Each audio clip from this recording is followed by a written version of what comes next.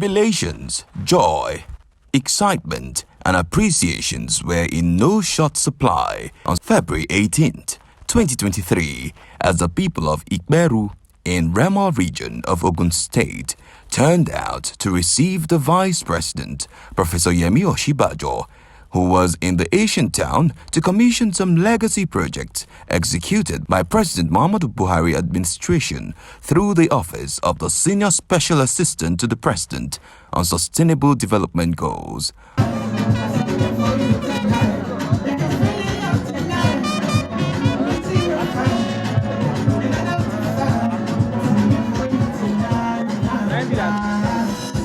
The federal government, as part of its intervention program, delivered a brand new ultra-modern 100-bed mother and child hospital and a fully furnished multi-purpose skill acquisition center to the community, constructed and equipped by the Office of the Senior Special Assistant to the President on Sustainable Development Goals for the use and benefit of the people.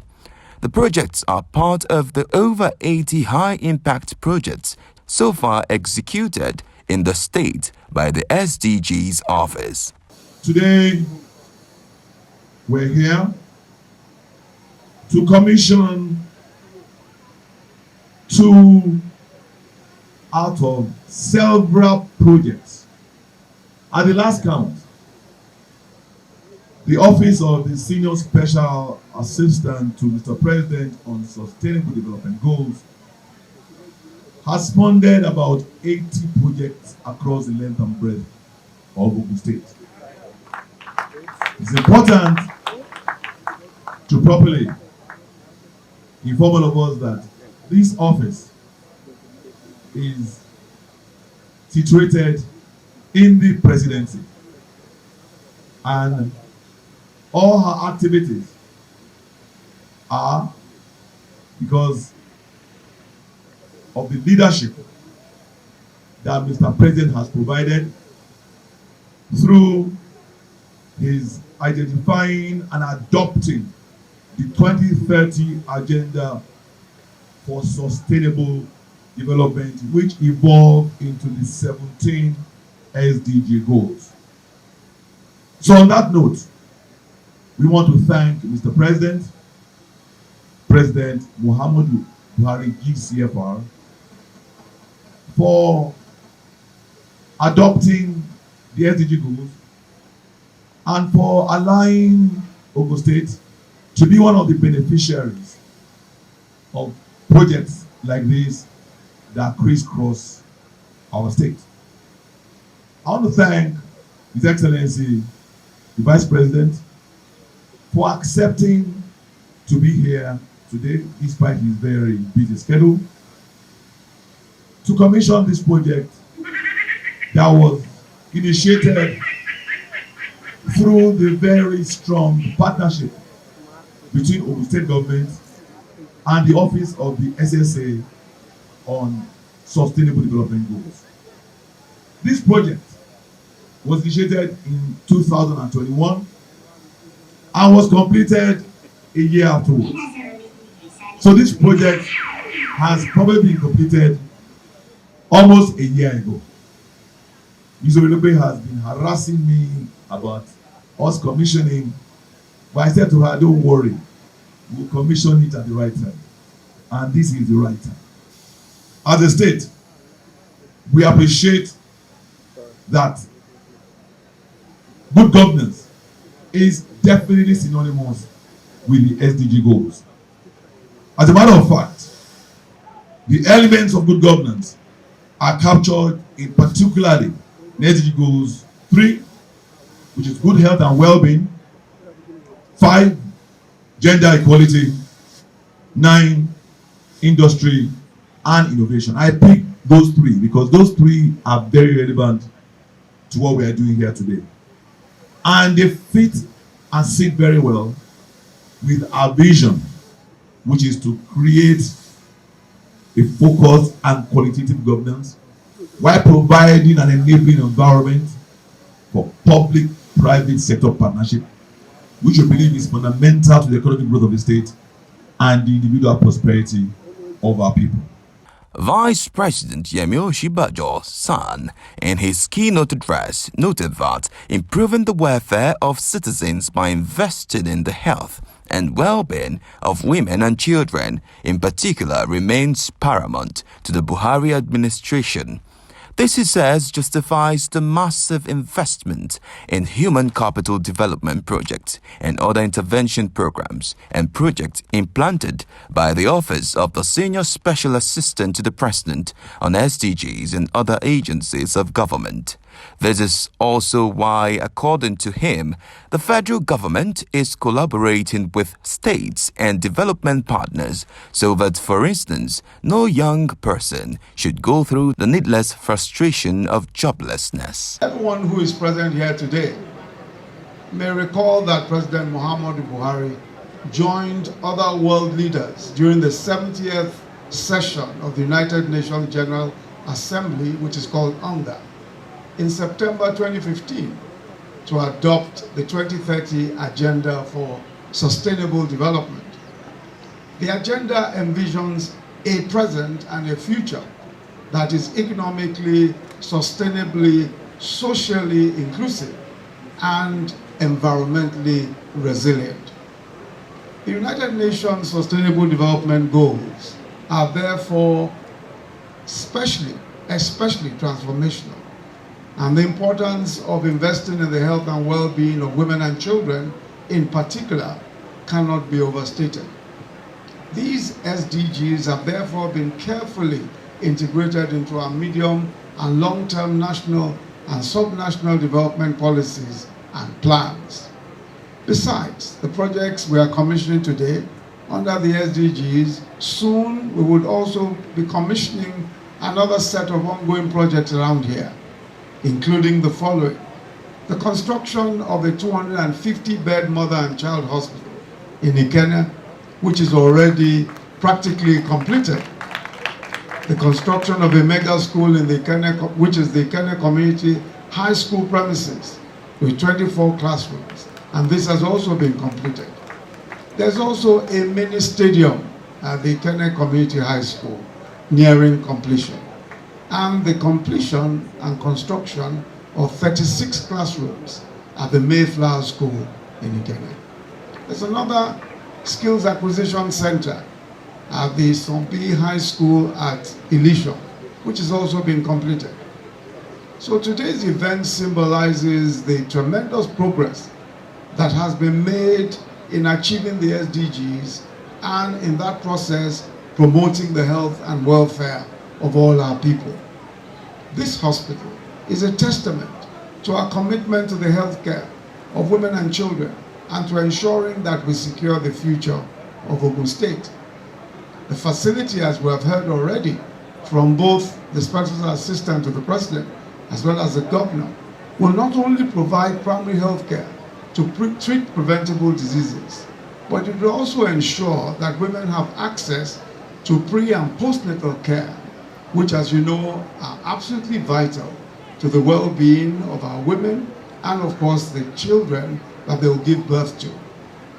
This 100-bed mother and child center, to be commissioned shortly, is equipped, as you've heard also, with state-of-the-art facilities. These include, amongst others, 2 operating theaters, recovery rooms, private and general wards, scanning rooms, consultation rooms, and laboratories. The other facilities, and these include an ultrascan machine, a vacuum extractor delivery set, an emergency cart with full complements. The Mother and Child Center itself is directly linked to the achievement of SDG 3 on quality health and well-being for all, as well as other cross-cutting SDGs. The fact that the project was delivered so promptly underscores for all of us the government's recognition of the importance of healthcare facilities. This hospital is indeed an investment in the future, a testament to the women and children all over our state, indeed all families of Ogun State, that their well-being is our #1 priority. And I'm confident that the government and people of Ogun State will make judicious use of this facility. The 120-bed mother and child hospital is equipped with state-of-the-art facilities, which includes operating theaters, recovery rooms, private and general wards, scanning room, consultation rooms, and laboratory. Ultrascan machine, vacuum extractor delivery set, and an emergency cart with full complement, and is one of the over 25 of such advanced medical facilities being established across the country. Senior Special Assistant to the President on Sustainable Development Goals, Princess Adejoke Orilokpe Adefolire, in her remarks at the commissioning and handover ceremony of the facility, noted that the project is a strategic intervention directly linked to the achievement of SDG 3 on quality health and well-being for all, as well as other cross-cutting SDGs. She added that interventions like the mother and child centers are also necessary to stop the primary and secondary effects of COVID-19 pandemic from reversing decades of human development gained through the SDGs. We are here today to commission the 100-bed Mother and Child Hospital, Iperu. And after leaving here, we will be going to commission the Skill Acquisition Center at Iperu, very close to this location. These are some of the strategic interventions being undertaken by our office, OSAP SDG, across our country. Let me from the onset appreciate His Excellency President Muhammadu Buhari, the President of the Federal Republic of Nigeria, GCFR, for providing the needed resources to enable us to work closely with the sub-national government to deliver these key interventions to fast-track the achievement of sustainable development goals in Nigeria. In the same vein, I would like to sincerely thank the Governor of Ogun State, Prince Dr. Dapo Abiodun, for your support and cooperation in our collective desire to implement the Sustainable Development Goal known as 2030 Agenda in Nigeria. I, on behalf of my colleagues and on behalf of Mr. President, appreciate your friendship and solidarity. As Princess Orilokpe Adefolire noted, with its commissioning, the 80-bed hospital joins other such facilities already delivered by the Office of the Senior Special Assistant to the President on SDGs and are being put to good use to save lives across the country. She added that health and well-being are a cardinal part of the Sustainable Development Goals. Its centrality underscores the saying that health is wealth and that a healthy people are a wealthy people. The interlinkages of the goals suggest that with good health, there is a high tendency for economic growth, which will in turn give room for a reduction in hunger and poverty rate. Princess Orilokpe Adefolire further opined that at the heart of the 2030 Sustainable Development Goals agenda is equity, which is enshrined in its slogan of leaving no one behind. To this end, countries such as Nigeria, in pledging to the SDGs, have committed to the actualization of this vision, with Goal 3 of the SDGs focusing on ensuring healthy lives for all and at all ages. The goal also places equity as a central issue in health towards ensuring easy access to affordable health care as a way of bridging some level of balance, especially among the poor populations. The governor of Ogun State, Prince Dapo Abiodun, while speaking at the event, which was well attended by top government functionaries, traditional rulers, and other stakeholders, also noted that the facility will provide the needed health care for numerous residents in the state. We assumed office and we looked at the national statistics of infant mortality. We realized that it appeared as if we were at the higher spectrum of having more cases of infant mortality in Ogun State. And we thought we needed to do something about that. That was why we particularly requested the partnership and support of Her Excellency to put this befitting edifice in place. And like she had requested and advised, please, our women, come and take advantage of this facility. I'm sure Kabiyesi Akaribo was surprised, pleasantly surprised when he drove in here. It's also you and me, man. Like I was telling the Vice President, it is probably the best kept secret that we have been protected here in the Kenya local government. I would like to share with you that we have a program under the Ministry of Health that is called Ibidero. And that's a program that allows our indigenous women to come to a facility like this and give birth, having enrolled in our health care program. They will now give birth without having to pay anything. And as a matter of fact, not only will they not pay anything, we actually pay them 5,000 naira for coming here to give birth. So as Her Excellency advised, yes, those traditional birth attendants may be closer to you, may be experienced, but when you have a facility like this, please come and take advantage of it. The Ogun State Governor expressed his sincere appreciation to President Muhammadu Buhari and Office of the Senior Special Assistant to the President on Sustainable Development Goals, or SDGs, for the hospital project. He also reiterated the commitment of his government to the achievement of SDGs and on human development.